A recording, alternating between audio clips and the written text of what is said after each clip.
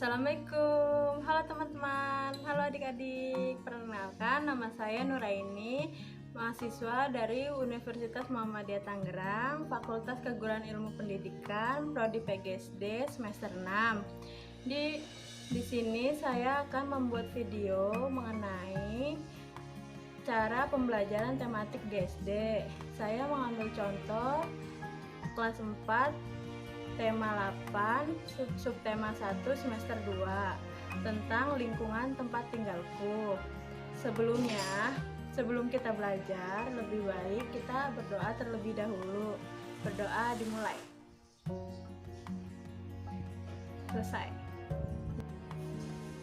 Nah, sebelum Ibu lanjut ke materi selanjutnya, di materi sebelumnya apa ada pertanyaan, apa ada yang kurang jelas, boleh tanyakan dulu ke Ibu. Kalau misalnya nggak ada, kita lanjut ke materi selanjutnya ya. Nah, buka buku tema 8 halaman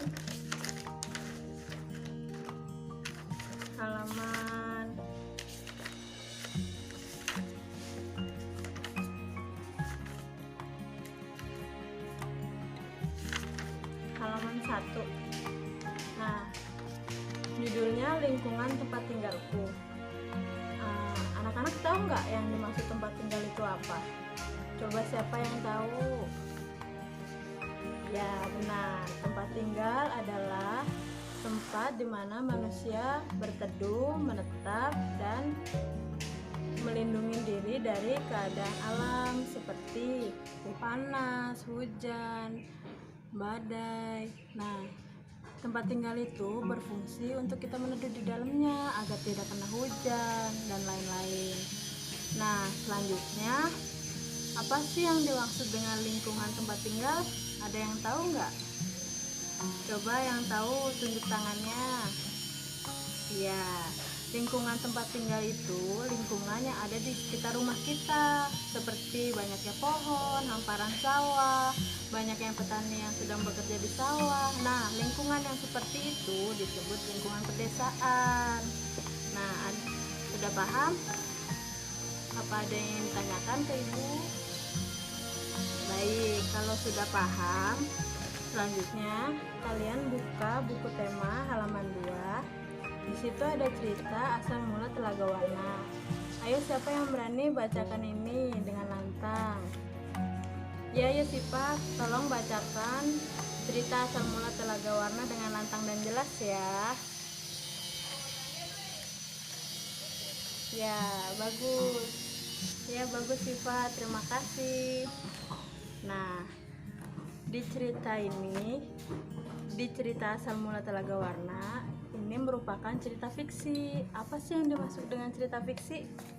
Ada yang tahu nggak? Ya, cerita fiksi adalah cerita rekaan atau adegan yang berdasarkan angan-angan atau fantasi dan tidak berdasarkan kejadian nyata. Jadi hanya karangan dari penulis saja.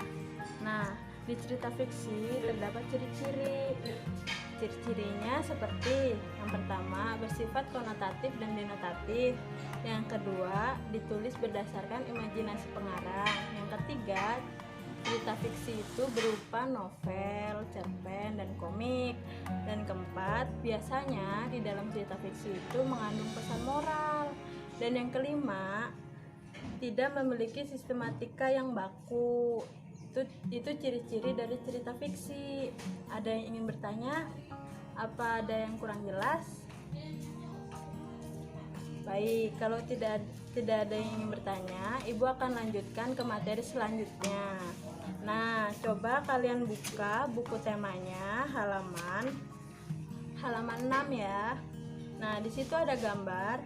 Coba kalian amati gambar-gambar itu, lalu apa saja pelajaran yang kalian dapat dari gambar itu? Ya, benar. Pelajaran yang kalian dapat dari gambar tersebut yaitu gerak dan gaya. Apa sih yang dimaksud dengan gaya dan gerak? Ada yang tahu nggak? Ya, Gaya adalah suatu kekuatan yang mengakibatkan benda yang dikenainya dapat bergerak, mengalami perubahan kedudukan atau perubahan bentuk. Nah, sedangkan gerak adalah perpindahan kedudukan suatu benda terhadap benda lainnya. Contohnya,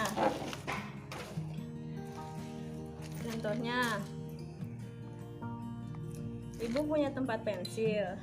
Ketika ibu dorongkan tempat pensil ini ke samping seperti ini, maka tempat pensilnya akan bergeser ke samping. Nah, ketika ibu sedang mendorongkan ini disebut dengan gaya. Ketika perpindahan tempat pensil ke samping itu disebut dengan gerak. Ada lagi nih contoh yang lainnya, seperti senter. Ketika ibu tarik senternya seperti ini ke samping, maka senter akan berpindah ke sini kan. Nah, itu yang disebut dengan gaya dan gerak. Sudah jelas? Nah, gimana adik-adik? Sudah jelas belum cerita fiksi itu apa dan gaya gerak itu apa? Kalau sudah jelas, maka ibu akan kasih kalian tugas di rumah. Kerjakan tugas halaman 4, 5, dan 8. Kalian boleh minta bantuan dari orang tua kalian, kakak kalian, atau siapapun yang bisa menolong kalian. Sebelum kita pulang, alangkah baiknya kita berdoa terlebih dahulu. Berdoa dimulai. Selesai. Nah, baik adik-adik, pelajaran hari ini cukup sampai di sini. Kurang lebihnya ibu mohon